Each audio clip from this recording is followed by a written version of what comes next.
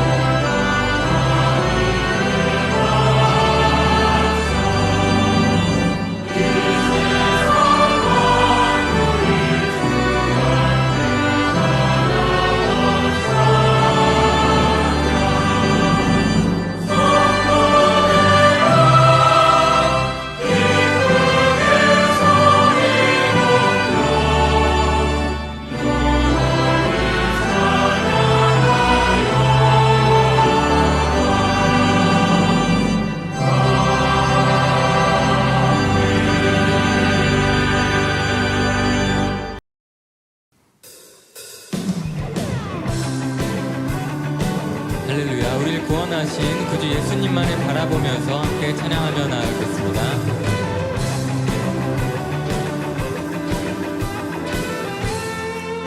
구주 예수 의지함이, 구주 예수 의지함이 심히 기쁜 일일세. 영생 허락 받았으니 의심하지. 구주 예수 의지함이, 구주 예수 의지함이 심히 기쁜 일일세. 주를 믿는 나의 마음 그의 예수 예수 예수 예수 믿는 것은 받은 증거 많도다. 예수 예수 귀한 예수 믿음 더욱 주소서.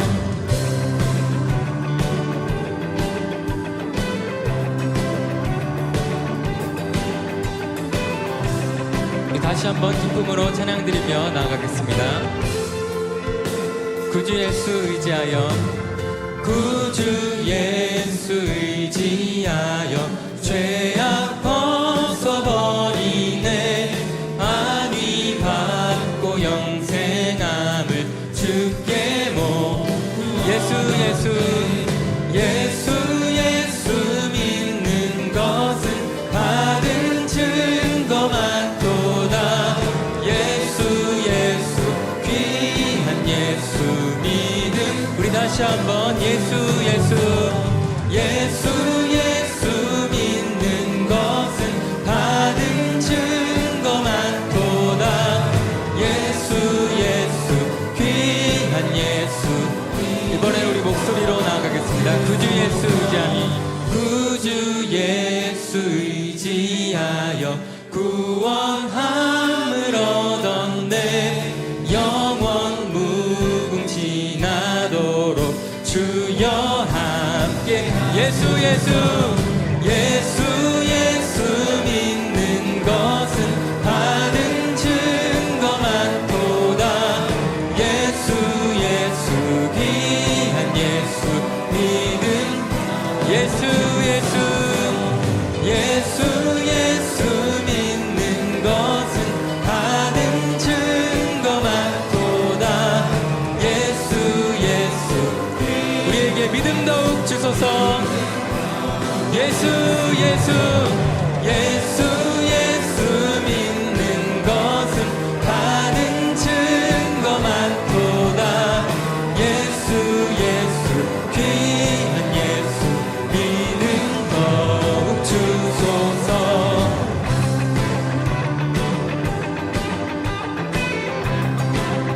주님께서 우리에게 베푸시는 사랑과 은혜가 너무나 많고 크심을 기억하길 바랍니다. 우리가 이 시간 주님께 감사한 마음에 담아서 영광의 박수로 나아가겠습니다.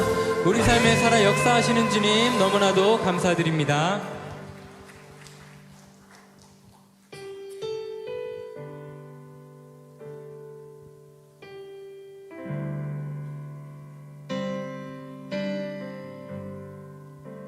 나의 주님께 나의 주님께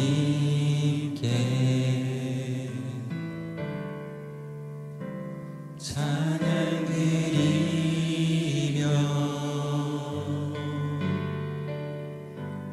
그 크신 사랑 주 임재 감사해. 어둠 속에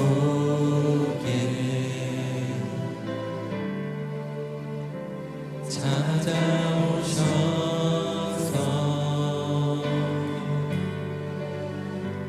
주님의 영광 보게 하시네.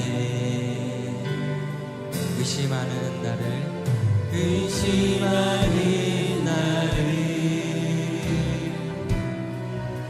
손 내밀어 잡아주시네. 두려운 맘 내려놓고 주 바라봅니다.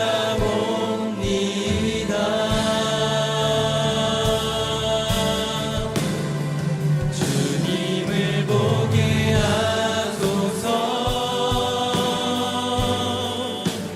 나를 붙드소서.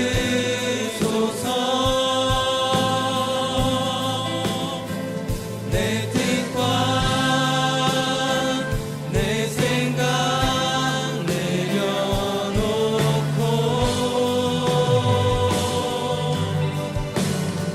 주님 앞에 나 엎드려 주의 음성 기다리니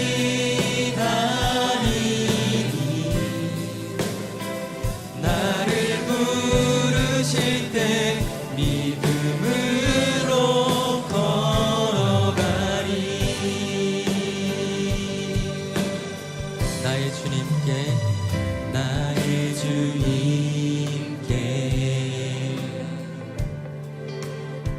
찬양 드리며 그 크신 사랑 주 임재 감사해. 어둠 속에 우리에게 찾아오십니다. 찾아오셔서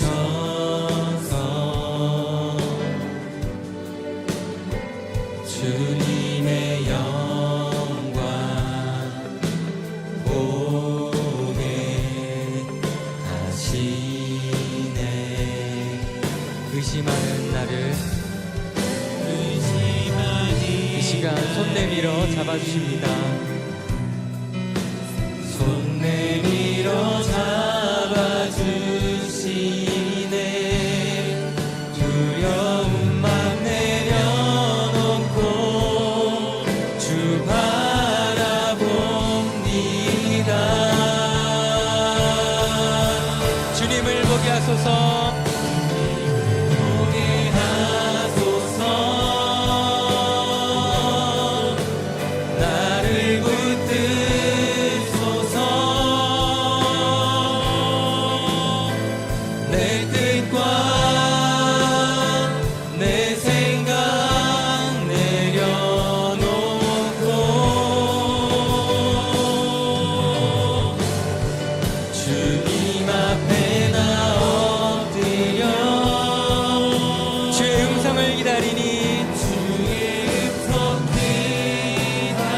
주님께서 나를 부르실 때에 우리가 그 길을 믿음으로 걸어가겠습니다. 주님을 보게 하소서. 주님을 보게 하소서. 나를 붙드소서. 내 뜻과 내 생각 내려놓고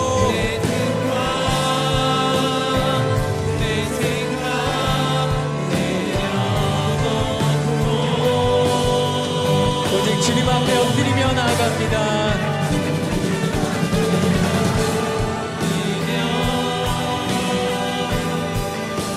주의 음성 기다리니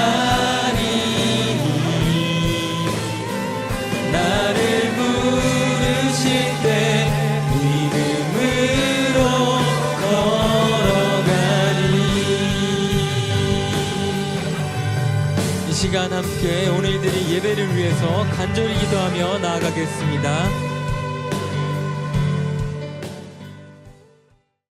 하나님 말씀은 민수기 29장 1절에서 16절까지 말씀입니다. 구약성경 245페이지입니다. 민수기 29장 1절에서 16절까지 말씀 제가 봉독하겠습니다. 일곱째 달에 이르러는 그 달 초하루에 성회로 모이고 아무 노동도 하지 말라. 이는 너희가 나팔을 불 날이니라. 너희는 수송아지 한 마리와 순양 한 마리와 1년 되고 흠없는 순양 7마리를 여호와께 향기로운 번제로 드릴 것이며 그 소제로는 고운 가루에 기름을 섞어서 쓰되 수송아지에는 10분의 3이요 순양에는 10분의 2요 어린 양 7에는 어린 양 한 마리마다 10분의 1을 드릴 것이며 또 너희를 속죄하기 위하여 순염소 한 마리로 속죄제를 드리되 그달의 번제와 그 소제와 상번제와 그 소제와 그 전제 외에 그 규례를 따라 향기로운 냄새로 화제를 여호와께 드릴 것이니라. 일곱째 달 열흘 날에는 너희가 성회로 모일 것이요 너희의 심령을 괴롭게 하며 아무 일도 하지 말 것이니라. 너희는 수송아지 한 마리와 순양 한 마리와 1년 된 순양 7마리를 다 흠없는 것으로 여호와께 향기로운 번제를 드릴 것이며 그 소제로는 고운 가루에 기름을 섞어서 쓰되 수송아지 한 마리에는 10분의 3이요 순양 한 마리에는 10분의 2요 어린 양 7마리에는 어린 양 한 마리마다 10분의 1을 드릴 것이며 속죄제와 상번제와 그 소제와 그 전제 외에 순염소 한 마리를 속죄제로 드릴 것이니라.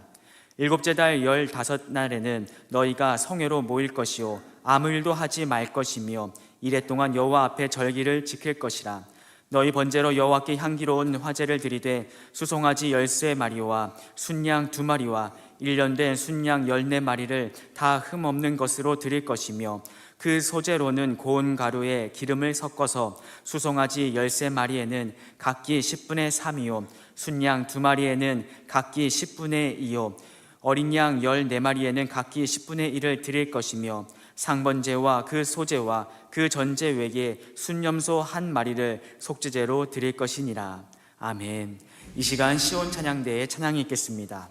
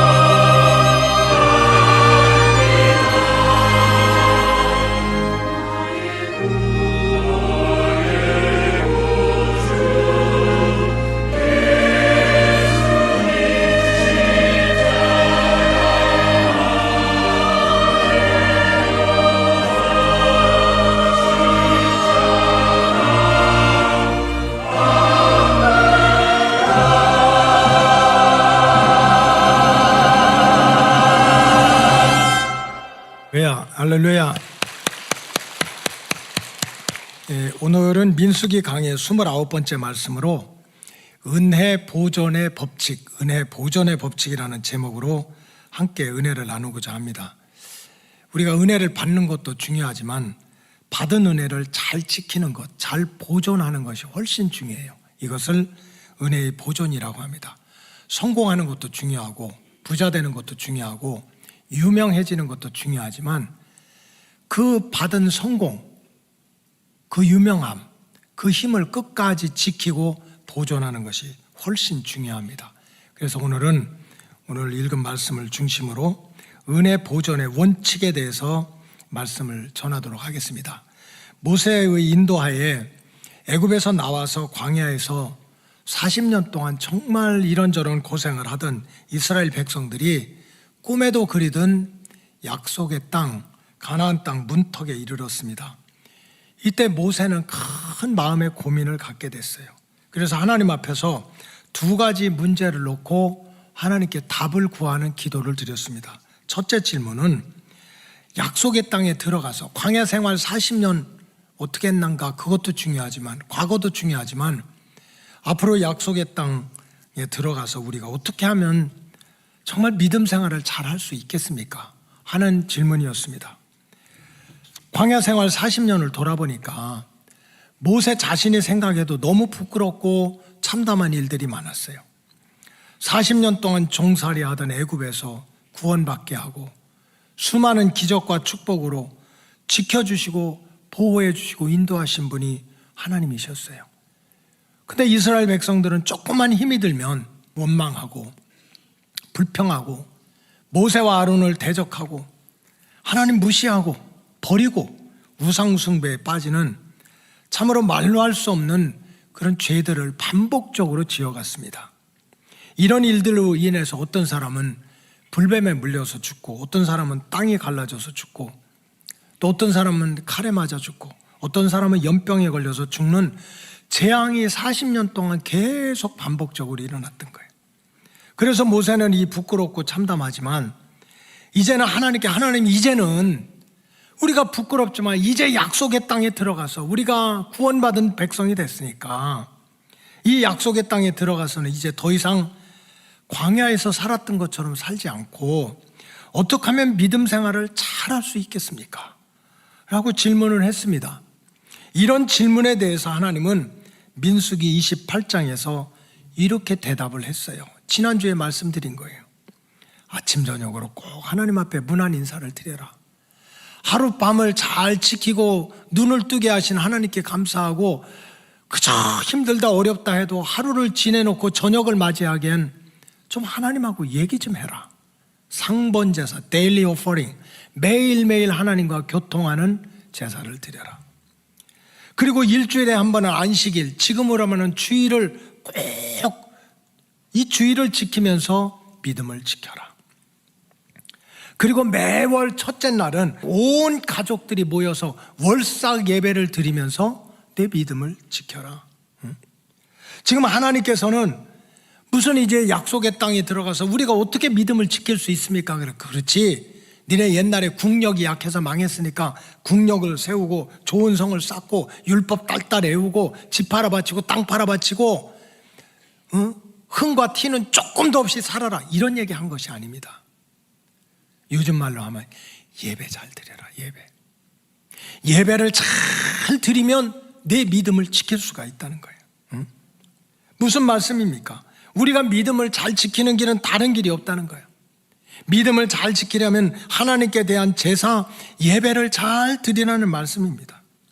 따라서 우리 로고스 가족들은 우리 교회가 외치는 구호, 이걸 구호로만 외치지 말고 한번 따라해서요. 주일 성수, 정금찬, 월상 예배, 가정 예배, 이 예배를 통한 거룩한 습관을 통하여서 저와 여러분들의 믿음을 지켜가시기를 주님의 이름으로 간절히 축복합니다.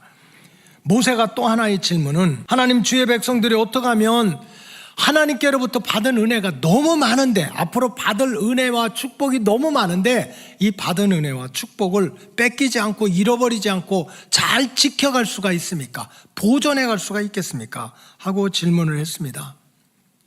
여러분, 성경에서 은혜라고 하는 단어는 구약에서는 헤세드라는 표현을 쓰고 또 신약에서는 히아리스, 카리스라고 하는 표현을 쓰는데 내용은 똑같아요.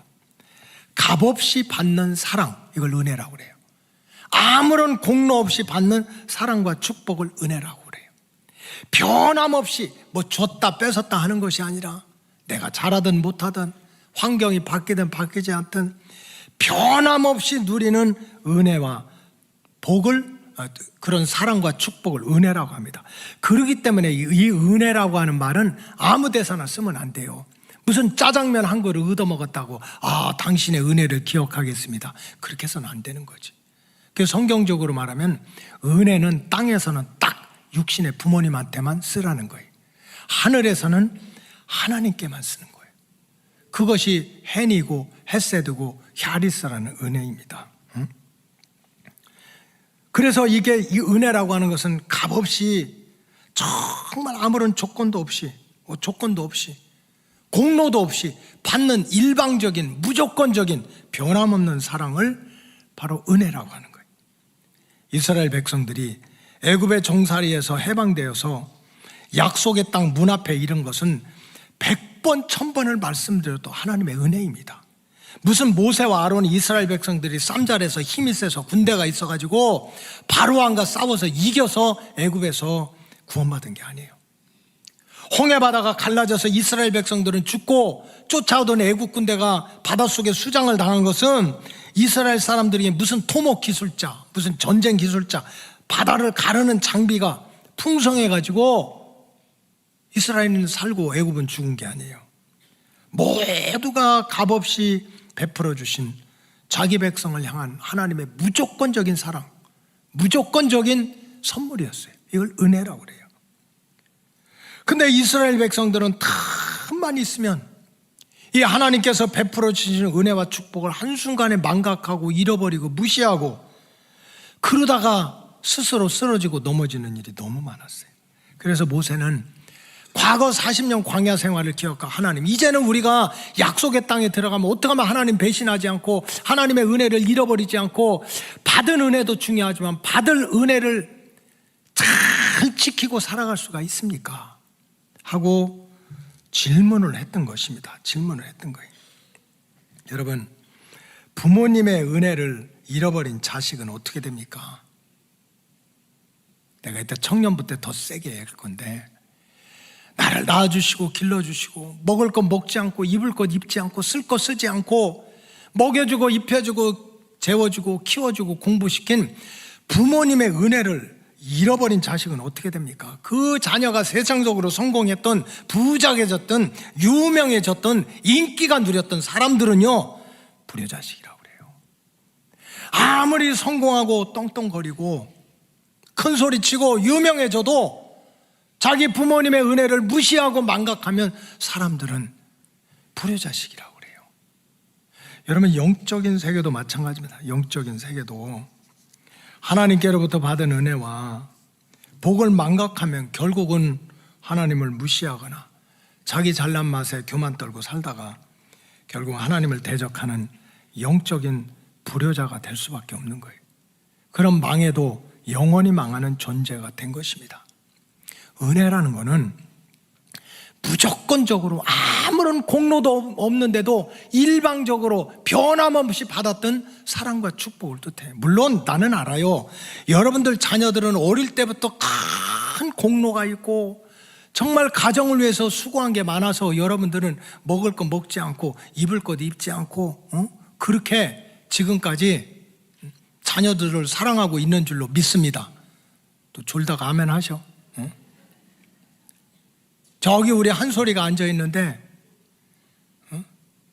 우리 한솔이를 엄마 아빠뿐만 아니라 외할머니 외할아버지도 맨날 쪽지내가지고 우리 한솔이 축복해달라고, 우리 한솔이 공부 잘하게 해달라고, 우리 한솔이 성공해달라고 그렇게 복을 달라고 하는 이유를 보니까 이유가 있더라고요. 한솔이 누군지 볼 것도 없어요.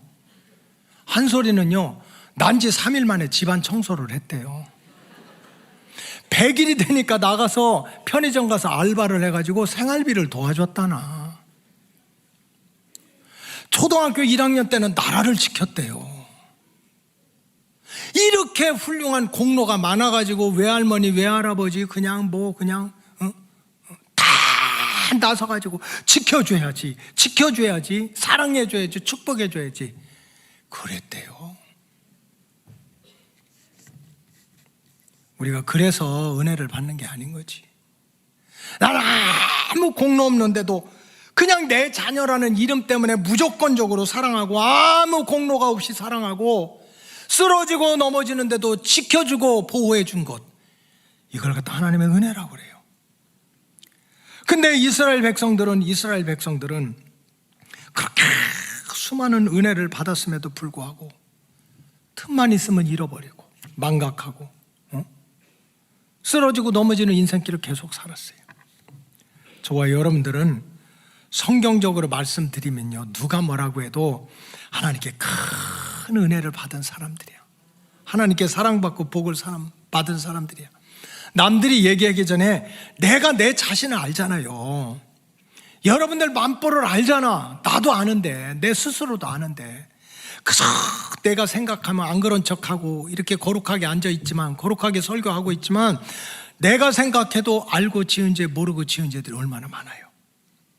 그런데도 예수님을 믿었다는 그 믿음 때문에, 믿음 하나 때문에, 우리가 믿음을 얼마나 잘 믿어. 조금 믿다 삐지고 조금 믿다 상처받고, 그런데도 그저 주여 믿습니다 했다는 그 믿음 하나 때문에 온갖 죄로부터 오는 저주와 심판을 피할 수 있는 의롭다함의 은혜를 받은 거야. 우리가 말하고 생각한 거를, 그동안 살아왔던 발자취를 보면 지옥에 가도 100번을 떨어져야지. 근데 세상에 하나님이 우리를 불쌍히 여기고 사랑한다고 하고, 지옥불에서 건져서 천국으로 가는 구원의 길도 열어주신 것이 하나님의 은혜입니다. 여러분, 믿음 생활하다가 꼭 불벼락을 받아야 은혜 받은 거예요. 때로는 기도하다가 마음의 평화를 누리기도 하고, 때로는 간절히 기도하다가 육신의 병이 고침받기도 하고, 다른 사람은 다 망했다 끝났다 했는데 지내놓고 보니까 결국 하나님이 함께 하셔서 누군가를 통해서 도와주고 지켜주셔서 먹고 살기도 하고 멸망하지도 않고 지금까지 지내온 것도 찬송에 나오는 대로 하나님의 크신 은혜인 줄로 믿습니다. 지난주 월요일 날 장례를 대천에서 마치고 오랜만에 81년도에 신학교를 입학했던 동기 목사님들이 모인다고 꼭 와달라고 그래서 계산해 보니까 45년 전의 일이야. 그때 모였던, 영 나이가 지금 안 맞는데, 지금 내가 37인데 45년 전에 신학교를 다니면 어쨌든 나는 우기는 거야. 그래서 이제 모였던 그 목사님들이 오랜만에 뭐 동선 한번 탁 터져 있으니까 얼굴을 한번 보자 해서 아마 그래도 많이 못 오고 한 20명 정도 이렇게 모였습니다. 근데 이렇게 목사님들이 이렇게 모이면 꼭 개구준 친구들이 있어요. 그냥 오지 않고 이 사진 영상을 만들어 왔는데 제목은 비포와 애프터야. 이전에 네 인생을 알겠다. 40년, 45년, 44년 전에 네 모습은 이랬다 하고 사진을 찍은 거와 요즘의 모습을 딱 비교해서 보여주는 거예요. 비포와 애프터. 김재원 목사님의 비포, 뭐 말도 못하게 형편없었겠지. 그 다음에 애프터, 거의 성자의 반열에 올라가게 이렇게 이제 한 거예요. 그런데 내가 공통점은 44년, 45년 전에 그 사람들이 무슨 세상 학교 다닌 게 아닙니다. 신학교 다녔어요. 주의 종이 되고 목사가 되려고 신학교 간 사람들이 사진을 보니까 다 장발족이야. 머리가 다 여기까지 기른 거예요. 여기가. 근데 여러분, 우리 솔직히 얘기해 보세요. 제 사진도 비포 했는데 머리가 이렇게 길어. 이게 머리가 기른 거는 이렇게 얼굴이 조망만하고, 물론 지금 우리 한성일 장로님은 팅팅 불어가지고 저렇게 했지만 옛날에 젊었을 때는 우리 한경은이 같이 이렇게 조망만 했을 거 아니야. 이렇게 얼굴이 조망만한 사람들이 머리가 길으면 뭔지 예수님 같이 좀 보기가 괜찮아요. 근데 이렇게 저같이 둥글 넓적한 사람같이, 저 무슨 조태진 집사같이 동글동글한 사람이 머리가 길어봐. 이건 산적의 반열이야. 딱 봐도 산적이야. 그러니까 그걸 놓고 막 이제 목사님들이 비웃는 거예요. 야, 전중구의 비포 장발적 얼굴 시커매나 가지고 참 이랬던 사람이 로고스 교회 목사가 돼가지고 이렇게 훤하게 된 것은 100번 1000번을 생각해도 하나님의 은혜래요. 누가 아멘 했어 지금? 그러니까 죽었다 깨나도 전중구 저 인간은 뒤집어지고 제껴지고 난리쳐도 오늘의 전중구가 될 수 없다는 거야. 할렐루야. 이건 정말 그 신학교 가서 주의적이 된다면서도 유행 따라서 머리 기르고 군복에다가 까막 물 들여가지고 탁 하고 그 다음에 사진은 그냥 찍으면 되지 또 이렇게 하고 찍고 이랬던 인간을 두드리고 깨고 부수고 바꿔서 부족하지만 하나님의 종으로 만든 건 100번 1000번을 생각해도 하나님의 은혜라는 거지. 하나님의 손길이라는 거지.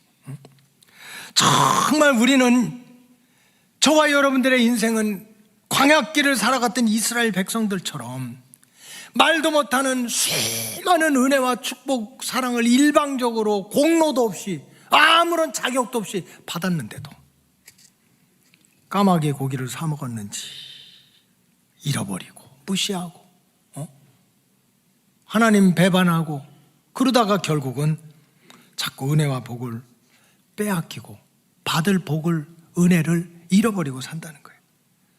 따라서 주의 백성은 받은 은혜를 확실하게 지켜가고 또 앞으로 받을 은혜와 복을 받기 위해서 영적 은혜 보존의 법칙, 이 은혜를 보존하는 법칙을 배워야 된다는 거죠. 민수기 28장에 보면 이렇게 받은 은혜를 잊지 않고 끝까지 주님 다시 오실 때까지 지켜가기 위해서는 3가지 절기를 지키라는 거예요. 첫째는 따라하시기 바랍니다. 나팔절을 지켜라. 따라하세요. 나팔절을 지켜라. 둘째는 속죄일을 지켜라. 셋째는 초막절을 지키라. 자, 모세가 이스라엘 백성들 200만이나 되는 이스라엘 백성들을 약속의 땅 문 앞에 딱 서서 하나님, 이제는 광야 생활처럼 하나님 배신하고 하나님 배은하고 엉망진창으로 살지 않고 하나님께로부터 받은 은혜를 기억하고 보존하고 끝까지 우리가 어떻게 지키며 살아갈 수가 있겠습니까? 그랬더니 하나님이 무슨 군대 만들고 율법 달달 외우고 죄 하나도 짓지 말고 거짓말 한마디도 하지 말고 그렇게 하라고 그랬습니까? 그러면 인간은 그렇게 못 살아요. 아니에요. 지난 주간에 제사를 지키라고 했던 것처럼 이번에는 절기를 잘 지키라는 거예요.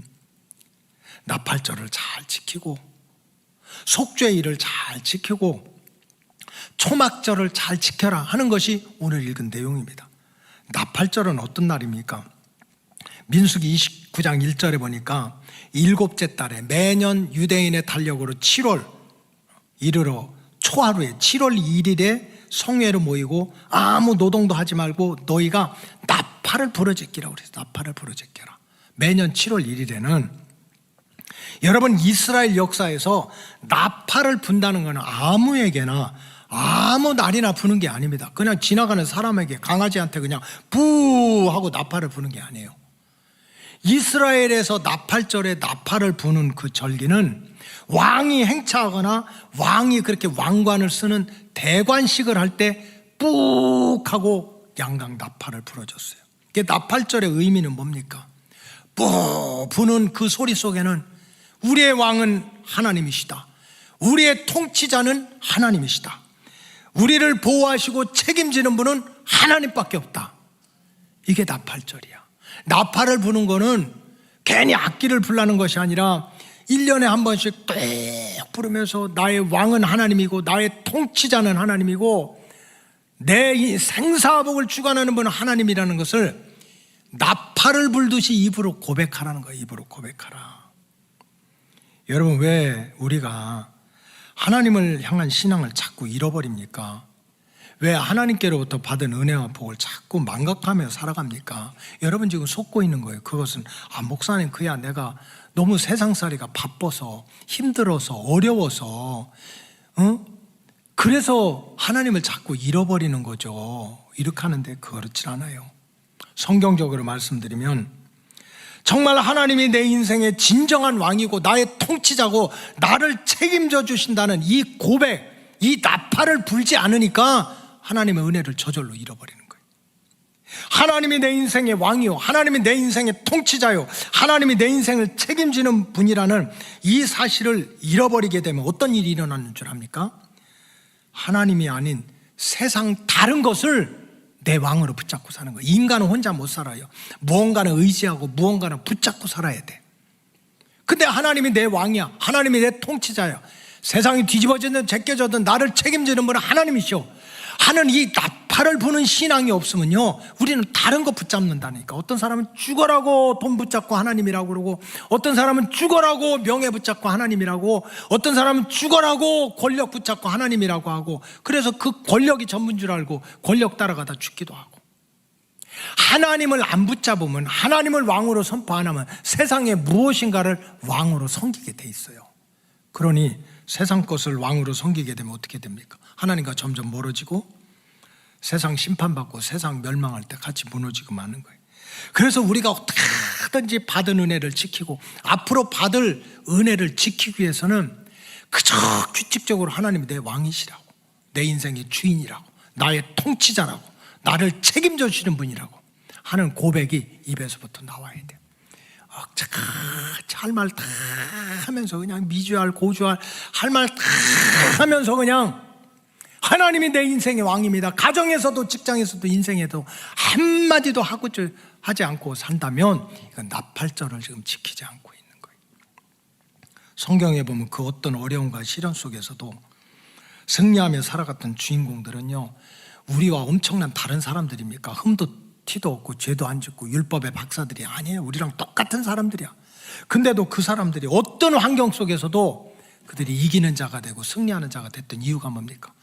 그들은 나팔절의 신앙을 가진 거예요. 어떤 환경 속에서도 하나님이 나의 왕이야, 하나님이 나의 통치자야, 하나님이 나를 책임져, 사방에 우겨쌈을 당해도 나를 지켜주는 분 하나님이야. 이 나팔절의 신앙을 가진 사람들이에요. 다윗이 싸움도 하지 않고 골리앗을 어떻게 이겼습니까? 이제 15, 16살짜리가 키는 3m가 되고 블레셋 군대의 참모 총장이 되는 그 장군을 어떻게 이겼느냐고. 자기 힘으로, 배짱으로, 학벌로, 무기로 이겼겠어요? 아니에요.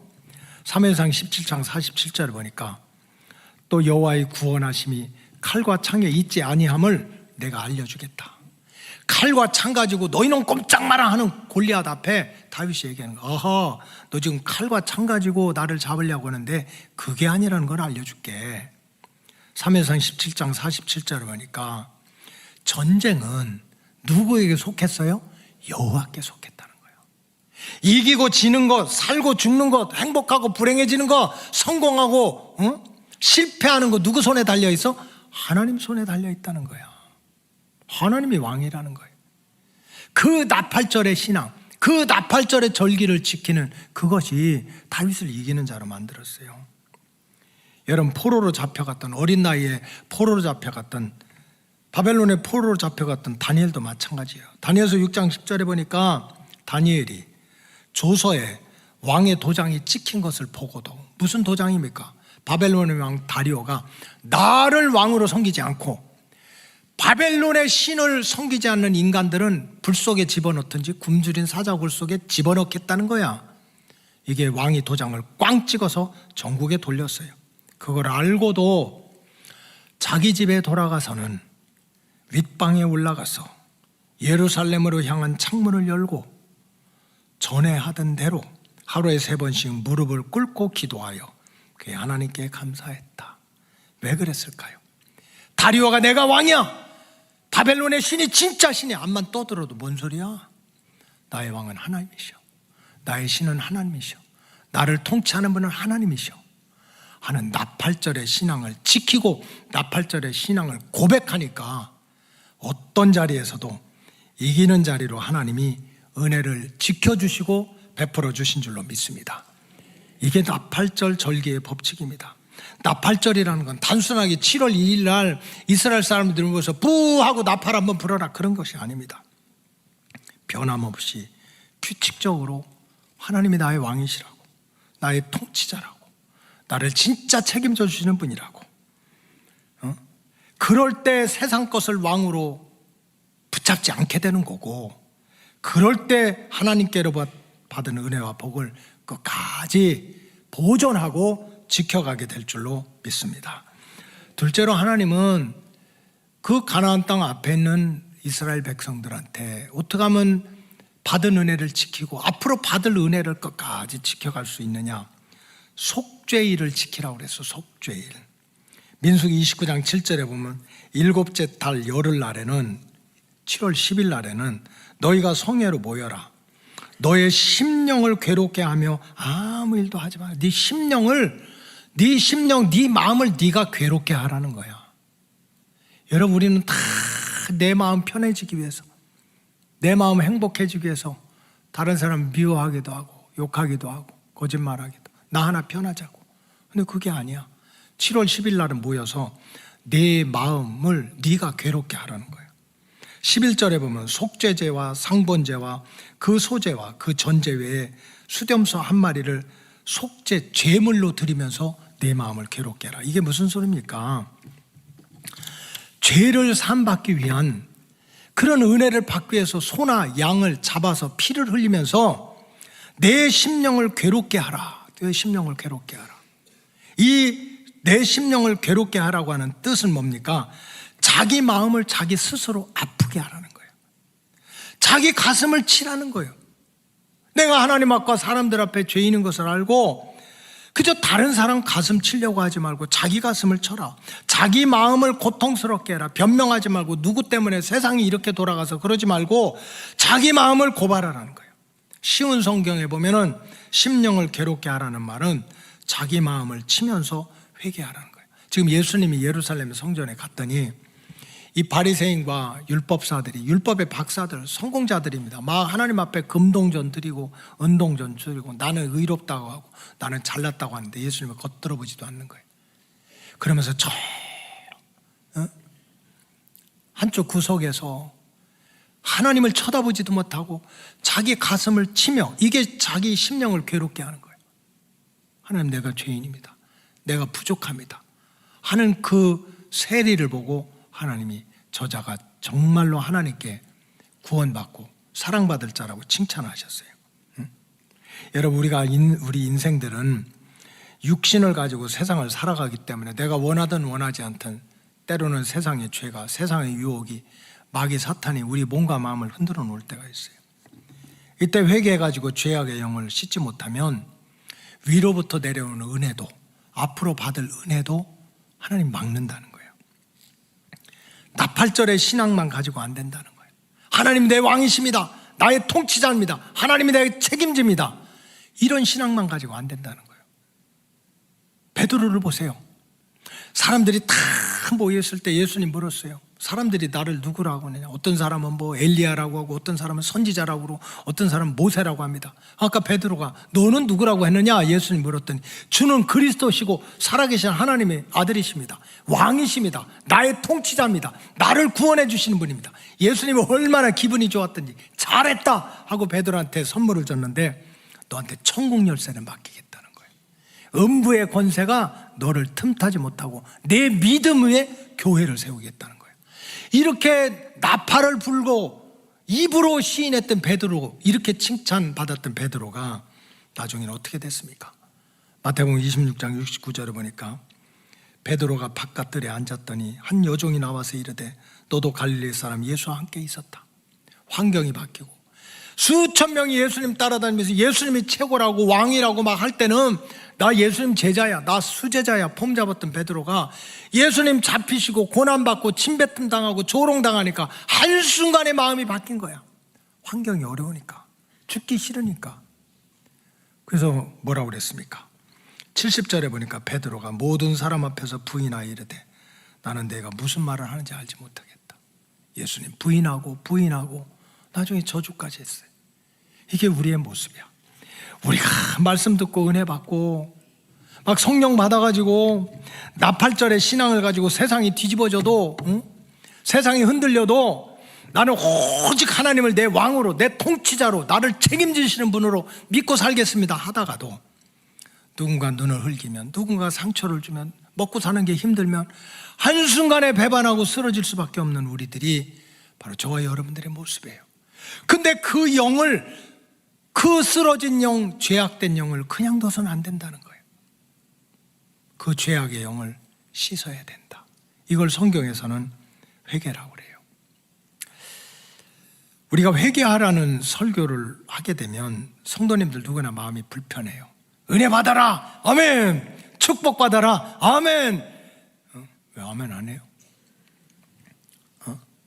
어떤 분은 목사님한테 기도해 달래요. 복권 당첨되게 해달라고. 하여간 별 기도 제목이 다 있어. 그래서 알았다고 그랬어요. 아직 시간이 없어서 못했는데, 복권 당첨되게. 괜찮지. 복권 당첨돼서 좋은 일 하면 얼마나 좋아. 근데 그게 잘 안 되더라고. 목사님도 사본 모양이다. 그렇게 생각하지 마시고. 그래서 정말 내 육신과 영혼을 막 편안하게 하고 행복하게 하는 거, 아멘 그래요.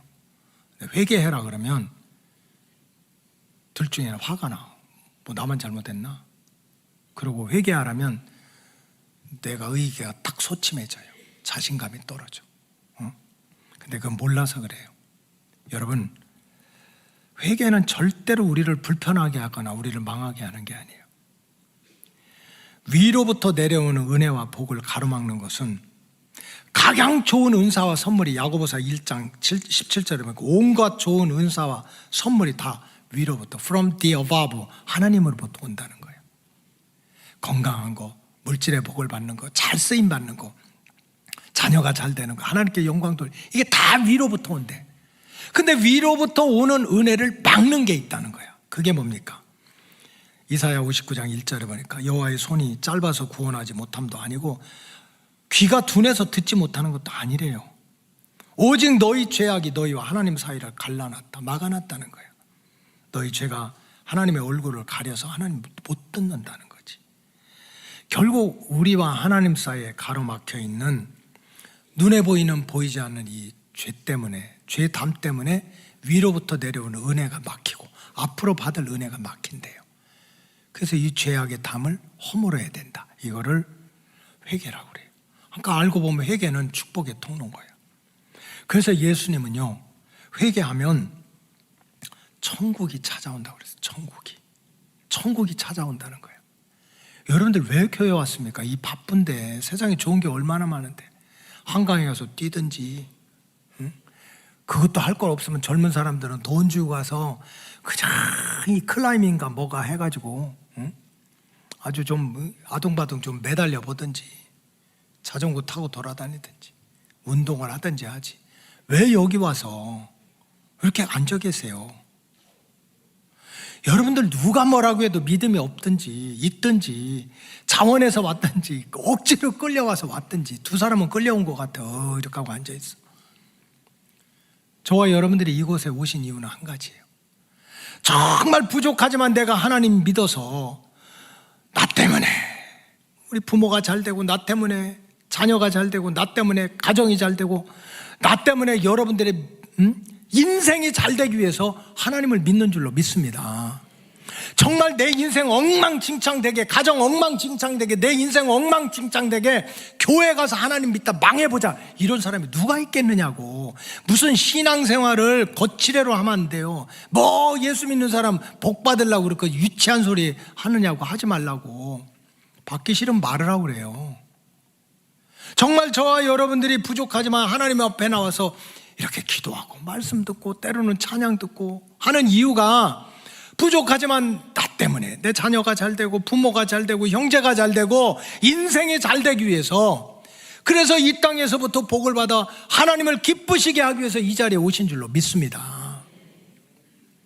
마음의 천국을 이루고 가정의 천국을 이루고 인생의 천국을 이루기 위해서 오신 거지, 무슨 죽고 난 다음에 천국 가기 위해서 온 게 아니에요. 근데 예수님 뭐라고 그런 줄 압니까? 예수님이 이 땅에 오셔서 처음 하신 설교가 마태복음 4장 17절 보니까 이때부터 예수께서 비로소 전파에 이르시되 따라서 회개하라. 회개하면 니네 인생 망해. 부끄러울 거야. 그게 아니라 천국이 가까운다. Repent. 회개하면 킹덤이 is coming to you. 그랬어요. 너한테 찾아온다고. 천국, 마음의 천국, 가정의 천국, 인생의 천국을 이루기 위해서 우리가 얼마나 정신없이 떠다닙니까? 그냥 동쪽으로 갔다 서쪽으로 갔다 이 직장 갔다 저 직장 갔다가 이 사업했다 저 사업했다. 왜? 좀 천국을 잃어보려고. 근데 그게 아니야. 회개하면 킹덤이 천국이 is coming to you. 너한테 온다는 거야. 온다. 그래서 제가 이따 2시에 우리 청년들 예배 때는 이 설교를 더 세게 하려고 그래요. 연애 좀 하라고 하려고 그래요. 연애. 아, 요새 애들은 연애를 안 해. 너무 그냥 사이좋게 지내. 사이좋게만 지내지 말고 좀 연애 좀 하고 결혼도 좀 해라. 그런데 2가지 연애가 있습니다. 2가지. 한 가지 연애는 뭐냐? 내가 좋아하는 사람, 한번 여러분들이 선택해봐요. 내가 좋아하는 사람 누군가가 있어. 그럼 내가 계속 쫓아다니는 연애 1번이야. 1번. 아까 정말 둘 중에 하나를 택해야 돼. 내가 누군가 좋아한다면 계속 쫓아가는 연애는 1번. 자, 2번은 내가 누군가를 좋아하는데 그 사람이 계속 가만히 있는데도 나를 쫓아오는 거야. 예를 들면 우리 식구가 대학 갈 때 대학교 때 2번이었거든요. 나도 좋아했어. 썼었어.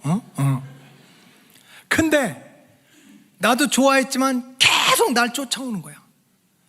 교실로 가면 교실 옆에 앉고, 도서관에 가면 도서관에 옆에 가고, 또 식당에 가면 식당 옆에 하고. 뭐 저는 그저 늘 말씀 읽고 기도하고 묵상하고 주님만 생각했지. 여러분, 어떤 연애, 어떤 사랑, 어떤 축복을 원해요? 내가 그거 받으려고 죽어라고 뛰어다니고 코피 터지고 쓰러지고 넘어지고 거짓말하고 이런 걸 원합니까? 아니면 행복이 찾아와, 축복이 찾아와, 정말 마음의 천국과 가정의 천국이 찾아와. 그러려면 예수님 뭡니까? 회개하라는 거야. 어려운 게 아니야. 너 회개하면 망해. 너 죽일 놈아 죄인아. 이게 아니지. 우리가 세상에 살아가다 보니까 세상 때를 먹고 눈에 보이지 않는 악한 마귀 사탄들이 내 마음을 흔들어 놓고 그러다가 내 영이 마치 그냥 우리가 필터를 갈아줘야 되잖아요. 정수기도 어떻게 고장나지 않는다고 10년 20년을 쓰냐. 필터를 갈아줘야 될 거 아니에요. 왜 아멘 안 하셔? 그냥 마셔요. 그럼 아니 그냥 잠깐 마셨다 빠지는 물도 필터를 갈아줘야 되는데 우리 마음의 필터, 마음의 정원을 갖고 와야 될 거 아니야. 그렇게 회개하면 천국이 찾아온대요.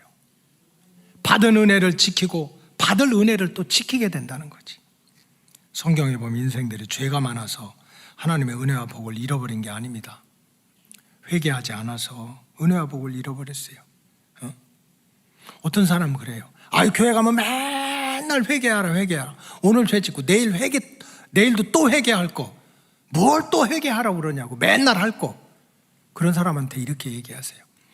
어차피 오늘 밥 먹어도 배고프고 내일 밥 먹어도 배고플 거니까, 내일도 배고플 거니까 어차피 배고플 거 지금부터 먹지 마. 그럼 어떻게 되는 거예요? 죽는 거지. 내일도 회개거리가 있어. 그러나 그 회개가 우리를 천국으로 이끄는 통로가 된다는 거지. 사울도 죄인이고 다윗도 죄인이었어요. 흉악한 죄인이었어. 둘 다 똑같이. 사울은 그러나 끝까지 고집 피우고 살았고, 다윗은 회개해서 성군 다윗이 됐고, 베드로도 예수님 배반했고 유다도 예수님 배반했어요. 이게 우리의 모습이야. 그러나 베드로는 회개하고 다구는 소리 듣고 깨닫고, 하나님, 주님, 이제 내가 주님 사랑할게요. 주님 뜻대로 살을게요. 주님을 기쁘시게 위해 살을까요? 했더니 정말 약속대로 천국 열쇠를 맡기고 수제자 중에 수제자인 자리를 지켜주셨어요. 그래서 저와 여러분들 로고스 가족들은 주님의 자리에 나올 때마다 하나님이 우리를 부른 것은 우리를 망하게 하기 위해서 그런 것이 아닙니다. 우리에게 받은 은혜를 지키고 받을 은혜를 지키기 위해서 저와 여러분들을 불러주신 줄로 믿습니다. 입술로 나팔절의 신앙을 지키세요. 나의 왕은 하나님이시라고. 그리고 또 어떡합니까? 정말 그럼에도 불구하고 쓰러지고 넘어질 때는 속죄의 제물을 드리면서 하나님 앞에 회개의 제사를 드리세요. 그리고 항상 우리는 결국 밤이나 낮이나 우리가 잘 될 때나 못 될 때나 우리를 끝까지 마지막까지 인도해 주시는 분은 하나님이세요. 이게 뭡니까? 초막절이야. 감사한 마음으로, 마음을 다해서, 힘을 다해서 감사한 마음으로 초막절, 그런 믿음을 지키세요. 그럴 때 우리는 받은 은혜도 잃어버리지 않고 받을 은혜도 잃어버리지 않는 믿음의 주인공들이 되게 될 줄로 믿습니다. 우리가 잘 부르는 찬송, 이런 찬송이 있어요. 밤이나 낮이나 나의 소망 되신 주를 바라봅니다. 다시 오실 나의 왕 예수 주를 기다립니다. 다 같이 밤이나 낮이나 어제나 오늘도 영원히 주만 찬양해. 괴롭고 슬플 때 낭망하여 넘어져도 언제나 주만 찬양하겠네. 밤이나 낮이나 어제나 오늘도 영원히 주만 찬양해. 괴롭고 슬플 때 낭망하여 넘어져도 언제나 주만 찬양하겠네. 이게 초막절이에요. 내 인생이 밤을 맞아도 하나님 감사합니다. 내 인생에 낮을 만나도 하나님 감사합니다. 왜? 나를 끝까지 나를 책임지실 분은 하나님이시니까. 그래서 우리 로고스 가족들이 주님 가까이 오시는 이때에 정말 성경에 나오는 대로 나팔절을 지키고 속죄일을 지키고 초막절을 지켜서 받은 은혜를 끝까지 지켜가시기를 주님의 이름으로 축원합니다. 기도하겠습니다. 하나님 감사합니다. 약속의 땅 앞에 있는 이스라엘 백성들, 지난 40년의 인생을 돌아보면 부끄럽고 참담하기 짝이 없지만 하나님은 기억도 아니하시고 책망도 아니하시고 믿음 생활 잘하고 싶으냐? 예배를 잘 드려라. 은혜를 끝까지 지키고 싶으냐? 나팔절을 지키고 속죄일을 지키고 낮이나 밤이나 함께 하시는 하나님께 감사하는 초막절을 지키라는 말씀을 들었습니다. 깨닫게 하시고 깨달은 대로 순종하여 주님 다시 오실 때까지 우리 로고스 가족들 항상 은혜 위에 은혜가 더해가는 복된 백성들 되게 해 주시옵소서. 축복하오며 예수님의 이름으로 기도하옵나이다. 아멘.